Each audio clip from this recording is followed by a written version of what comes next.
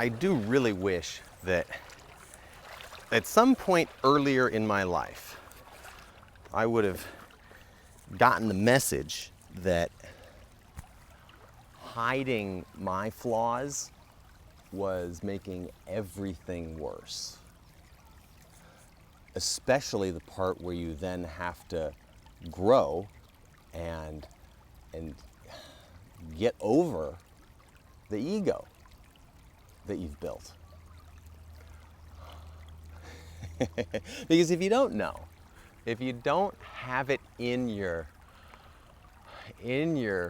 psyche that the discomfort of growth is a sign that you're doing it, that you're coming up to the thing that you need to face. If you don't realize that pain is a good sign, then you'll just keep on walking right past it. You'll avoid it, like I did, just constantly, perpetually. And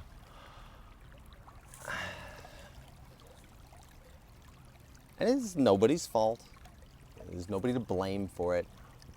But now, in my current position, I see how much more painful for myself I made it by denying it.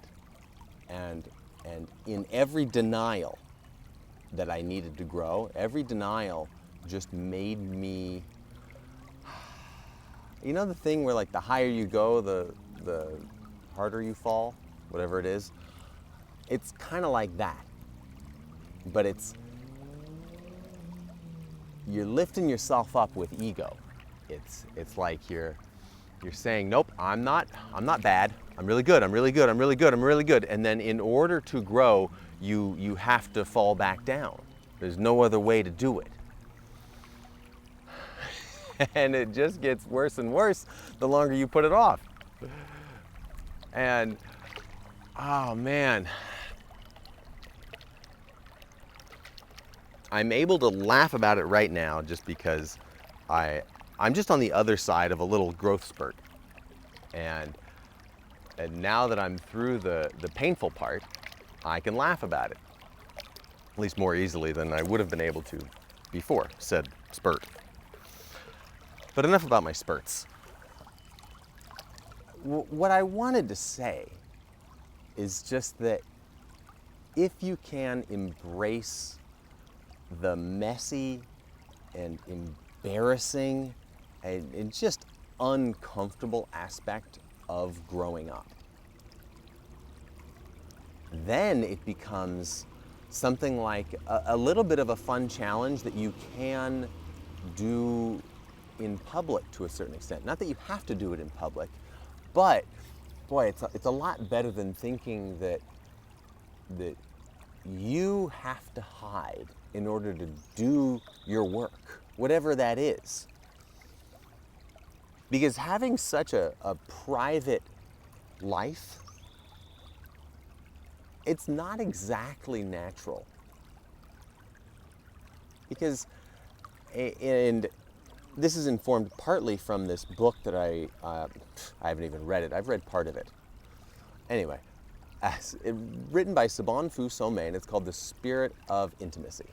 And she's talking about village life in Africa. Not even going back to like hunter-gatherers. These are farmers, but they live in a village. And village life in that context is very public. There's no hiding. Your life is just, it's out in the open. And you're only in your home, which is to say like a mud hut. You're only in that home when you're like sleeping, you know, and most of the rest of the time, life is taking place out in public where your community sees you and gets to see, like, hey, how's it going? You know, what's going on in your life? And they know when something is wrong. There's no hiding it. It's right there. And so everyone has this understanding that, yeah, real life is kind of messy and there are bumps, there are hurdles, there are setbacks, and that's okay. And to, you know, give the people the love and support they need. And so they get this very open version of life, something that we don't really get here. You know, I mean, hell, look at me. I'm out here alone, so I can record a video. Partly because I enjoy nature and I like getting away from just too much of the human stuff, the structures and the noise and things like that. But also, in part, because I feel safer away from people. Because I developed a fear associated with having the real me be seen. Like the real me wasn't good enough. No. Back to the discomfort of growth.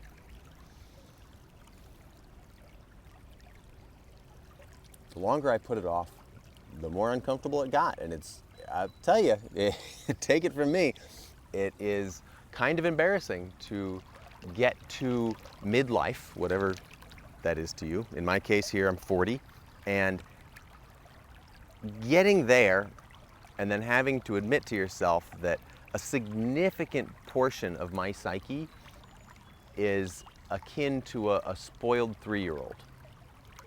I don't even mean that in a joking way. Like, that's just like an honest assessment.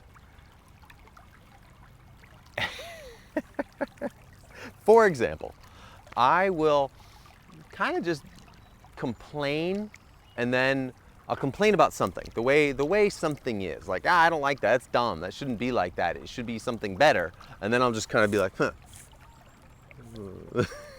And then I'll wait for somebody else to like fix it for me, to do it better, to make my wishes come true.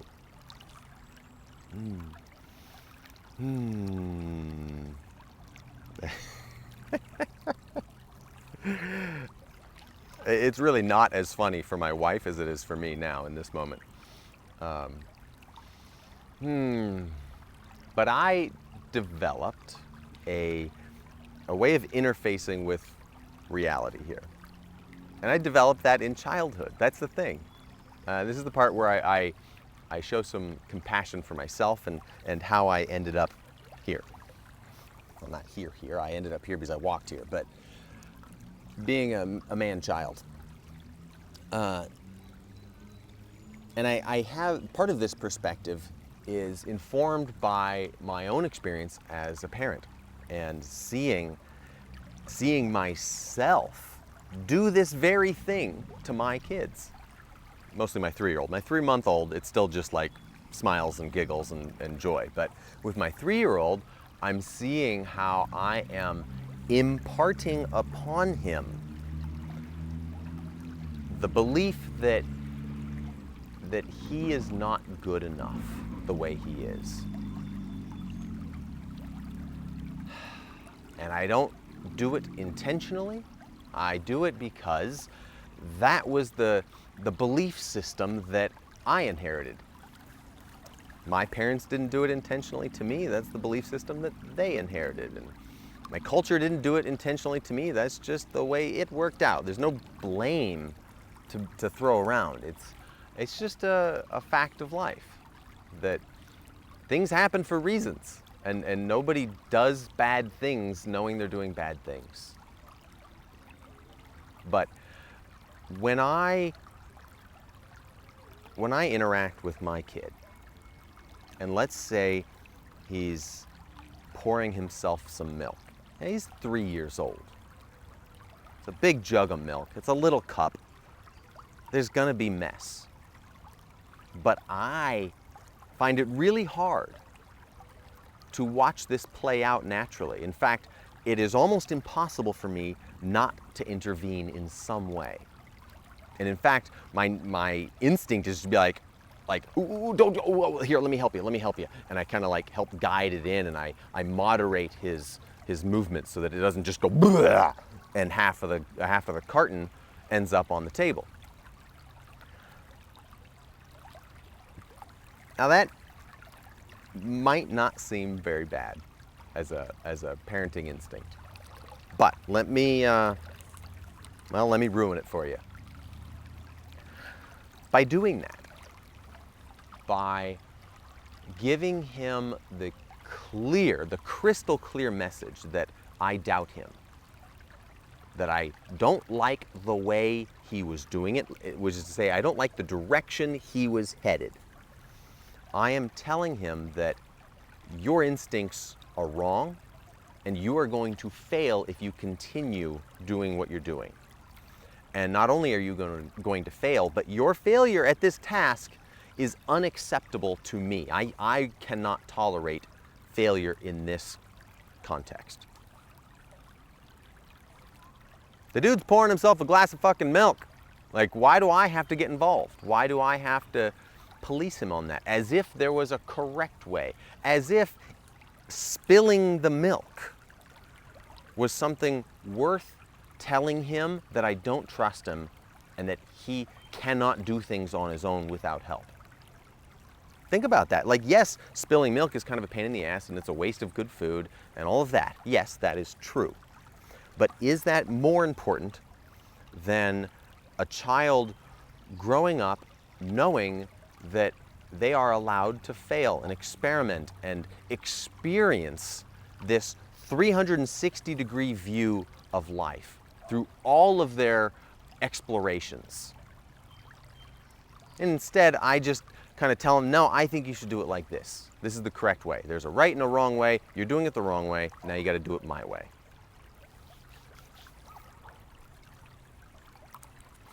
I'll tell you, it's not innocuous. It's not harmless. Take that scenario and play it over and over again in every way. When your kid gets dressed, when they're eating and making a mess, when they just want to know what happens when they pull everything out of this box and spread it all over the place. Whatever it is. There's a parent telling them, don't do what you naturally think is the right way to do life. Like, here's a kid whose job it is to understand the world. They pick it apart. They break it to see what happens. They overdo it. They underdo it. They experiment in every way that their instincts tell them to experiment, because their instincts are trying to guide them to a thorough knowledge and understanding of the world. And here I am fucking with it. I'm telling them, no, stop your experiments. I'll just tell you the answer. I'll give you the answers to the test. Stop studying.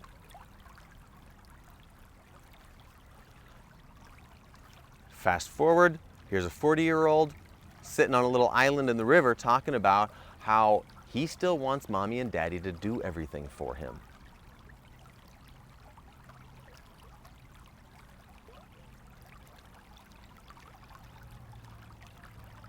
Now, I do have to mention here that my mom is probably my most loyal viewer here.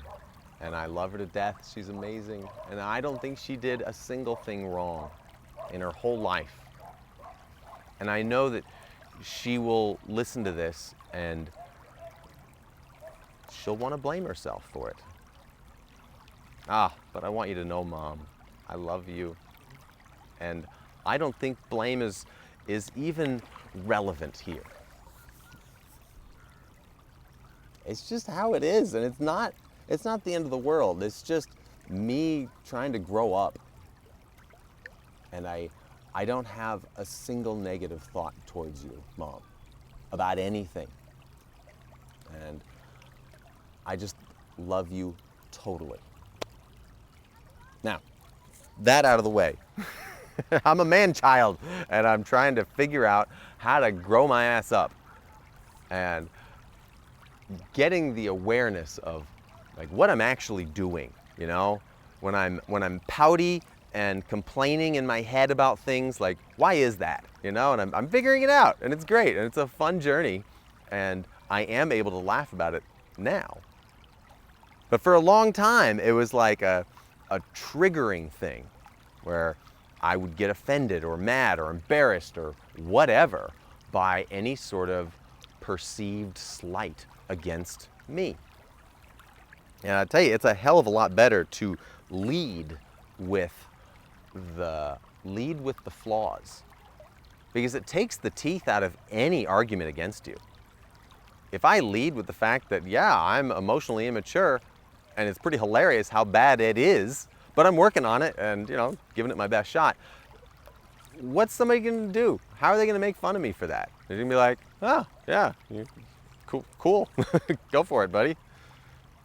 Whereas before, I would have been denying it. I would have been thinking of all the ways that I am better than that person, or that I'm better than everyone. I'm really good, I'm perfect, you know?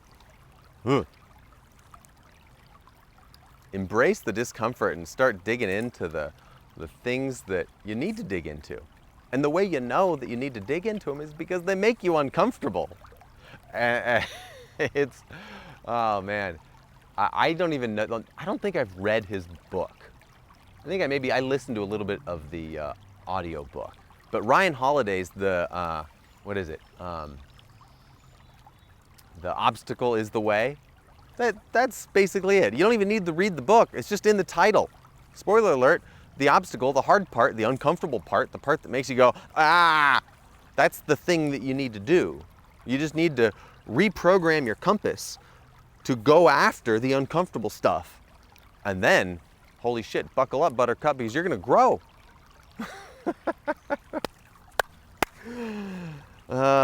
So I'm trying to cozy up to my flaws and make it a thing that I'm not embarrassed about.